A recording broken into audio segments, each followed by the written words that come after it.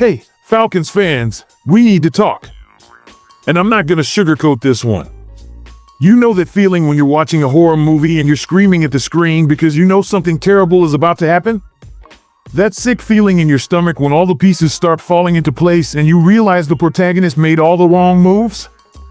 Yeah, that's where we are right now with our beloved Dirty Birds. I've got information that's gonna make your jaw hit the floor. We're talking about decisions that looked questionable at the time, but now they look like franchise-altering catastrophes. We're talking about a gamble that's turning into the kind of nightmare that gets general managers fired and rebuilds extended by years. And here's the kicker, it's all happening at the exact same time. Like the universe decided to test just how much pain one fan base could handle in a single season. We've got injuries piling up in ways that make you question everything. We've got trades that looked aggressive suddenly looking reckless. We've got a front office that's backed themselves into a corner with nowhere to run. This isn't just about one bad game or one unfortunate injury. This is about a perfect storm of disasters that's threatening to set this franchise back half a decade. And the worst part? Some of this was completely preventable. So buckle up, because what I'm about to break down is gonna hurt. But we're Falcons fans, we don't run from the truth. We face it head on. Let's dive into the wreckage. But before we do, if you really bleed red and black, stop everything right now and smash that like button, subscribe to this channel, and hit that notification bell. Because what I'm about to expose in the next few minutes could completely change how you see this entire season. Only 1% of viewers actually subscribe. Prove you're part of the elite fan base that isn't afraid of the truth. One small click that makes a massive difference. Let's go! Remember draft night 2025? Remember that electricity when we jumped back into the first round? The excitement when Terry Fontenot pulled off what looked like a power move to grab another edge rusher after already snagging Jalen Walker at 15? Yeah, about that. The Atlanta Falcons traded up to get James Pierce Jr. at pick 26. And the price? A 2025 second rounder at 46, a 7th rounder, and here's where it gets brutal, our 2026 first round pick. Let me say that again for the people in the back. We gave up our 2026 first round pick. Now, Pierce isn't the problem here. The kid from Tennessee has shown flashes. Real flashes. Half a sack against Minnesota. A sack and forced fumble versus Indianapolis. Another sack in the Berlin game. A fumble recovery against the Patriots.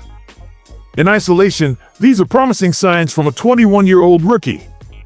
But here's where this whole thing turns into a nightmare that would make Freddy Krueger jealous. We're sitting at 3-7 right now. 3-7. That's not playoff positioning, that's top 5 draft pick territory. Except, we don't have our first round pick. The Los Angeles Rams do. The Rams. You know, the team that's actually good? The team that's competing? They're going to be walking into the 2026 draft potentially holding a top 5 selection courtesy of our absolute disaster of a season. Charles McDonald said it live on Yahoo Sports Draft Show the moment it happened. To give them a first round pick, that's ridiculous. That's stupid. This is what the Falcons do. He wasn't wrong. He was prophetic. See, you can gamble when you're close. When you're a piece away from contention. When you're on the brink of something special. But we weren't close. We thought we were close, but we weren't. And now we're paying the price in the most expensive currency in the NFL, premium draft capital. The Rams didn't just win that trade. They robbed us. Sean McVay is somewhere smiling because we just potentially handed him his Matthew Stafford succession plan on a silver platter. While we're scrambling to figure out our quarterback situation, the Rams might be drafting the next franchise signal caller with our pick. This is the kind of move that gets franchises stuck in mediocrity for years. And for an organization that's already struggled to build through the draft, this isn't just a setback. This is a potential franchise-defining disaster. But wait, it gets worse.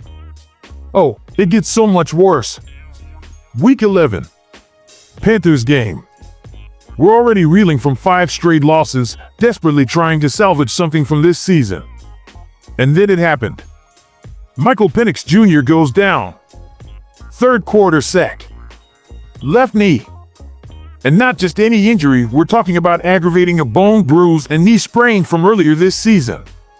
But here's where your heart should really sink. There's reportedly damage to the ACL.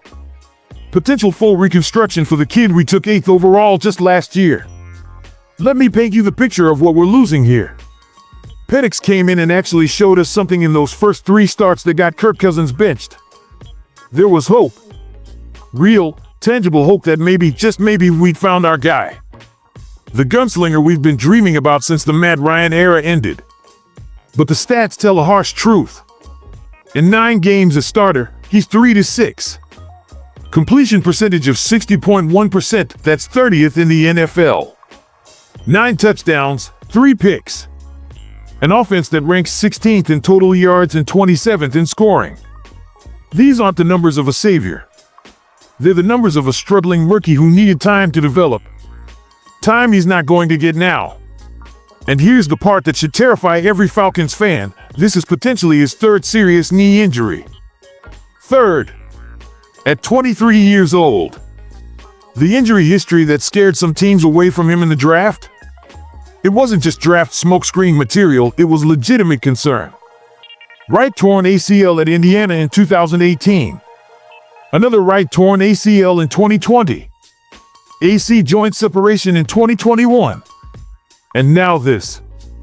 How many times can one body come back? How many surgeries before you're not the same athlete anymore? These are the questions keeping Raheem Morris and Terry Fontenot up at night. So what now? Well, Kirk Cousins is back under center. And if you're thinking, hey, at least we have a proven veteran as our backup, I need you to sit down for this part. Cousins started 1 game this season. 1.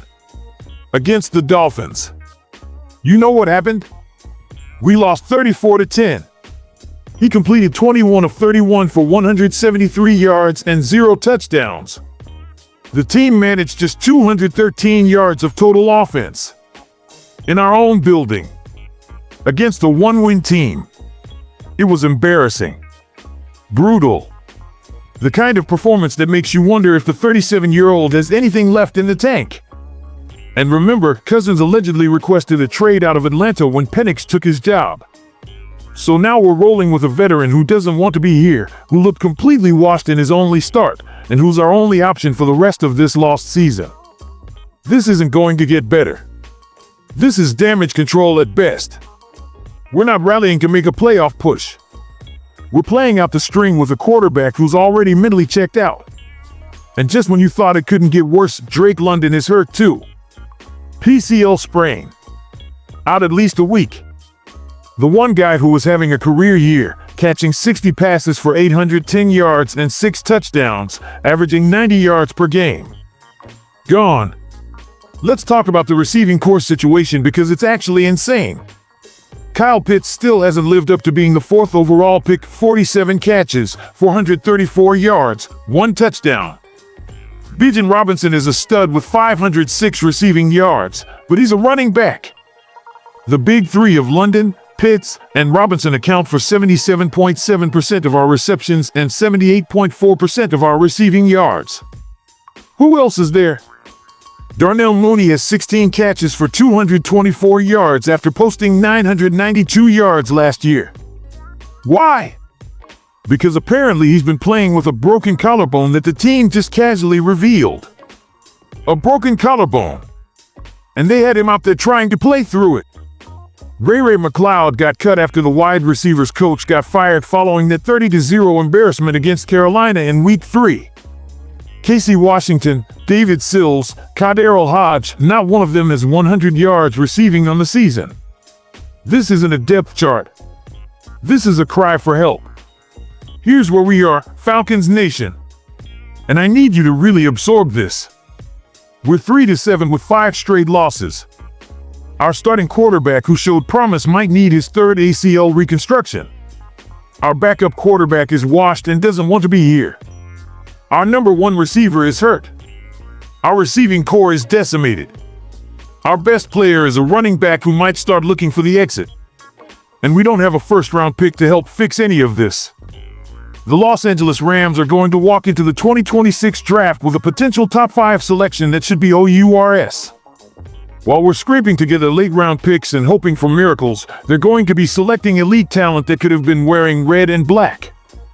This isn't just a lost season. This is a potential lost decade if we don't get this right. We've seen franchises spiral into irrelevance from mistakes like these. The Browns, the Jets, the Jaguars. Teams that made bad trades, missed on quarterbacks, and spent years wandering in the wilderness. Look, I'm not here to blow smoke. I'm not here to spin this into some silver lining story about how adversity builds character. This is a disaster. A full-blown, multi-layered, organizational disaster that's going to take years to clean up. The James Pierce trade looked aggressive at the time, now it looks reckless. The Penix pick looked bold, now it looks cursed. The Cousins benching looked like a changing of the guard, now it looks like chaos. And the worst part? We have to watch other teams benefit from our mistakes. The Rams are laughing all the way to the draft board. The rest of the NFC South is pulling away. And we're stuck in quicksand, sinking deeper with every passing week. This is what rock bottom looks like for a franchise that was supposed to be ascending. This is what happens when aggressive moves backfire spectacularly. This is what happens when injury luck goes completely against you at the worst possible time. We're Falcons fans. We've been through 28-3. We've been through decade-long playoff droughts. We've been through it all. But this might be the most concerning situation we've faced in years because there's no clear path out. No obvious light at the end of the tunnel. All we can do is ride it out, hope the injuries heal, pray the front office makes better decisions moving forward, and try to salvage something from the wreckage. Because right now, we're living through the perfect storm. And the forecast isn't calling for clear skies anytime soon. Rise up, right now. Go Falcons!